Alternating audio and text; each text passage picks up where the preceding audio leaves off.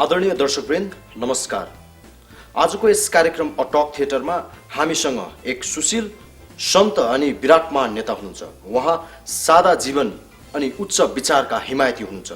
उहाँ अरू कोही नभएर नेपाल वृक्ष पार्टीका सभापति एवं युवा नेता हुनुहुन्छ। आउनुहोस् उहाँलाई स्वागत गरौँ। कार्यक्रममा यहाँलाई स्वागत छ। धन्यवाद। अब हामी लगभग चुनावको सङ्घारमा छौँ। यहाँको पार्टीको तिनैजना शीर्षस्थ नेताहरू तिनैतिर फर्किनु भएको छ नि। अब हेर्नुहोस्, सहमति सहकार्य र एकसाथमा फरक स्थानमा भएपछि तिनतिर फर्किनु परेन सर।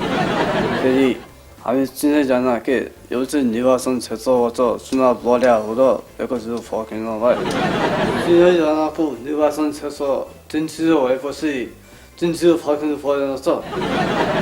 अनि यहाँले यहाँको पार्टीलाई 2/3 बहुमतले जिताएमा नेपालको 10 वर्षमै कायापलट गरिदिन्छु भन्नुभएको रहेछ नि। अवश्य पनि नेपाल हामी जस्तो युवाहरूको कारमा छ। विकास निर्माणको काम कुरो युवा अवस्थामै गर्नुपर्छ। अब 10 वर्षपछि त वृद्ध भइहालिन्छ। त्यस बेला स्वर्गको भिसा पनि लाग्न सक्छ। त्यसपछि यहाँ बस्ने कुरो पनि चाहिँ आउँदैन। त्यसैले 10 वर्षभित्र नेपालको कायापलट गर्न जरुरी छ। यहाँ युवा अवस्थामा छँदा हलिउडको हिरो बन्न चाहनुहुन्थ्यो भन्ने कुरा पत्र पत्रिकामा आइरहेका छन् नि। होइन, के कुरा गर्नु भाइ, अहिले पनि चाहिँ म युवै अवस्थामा छु।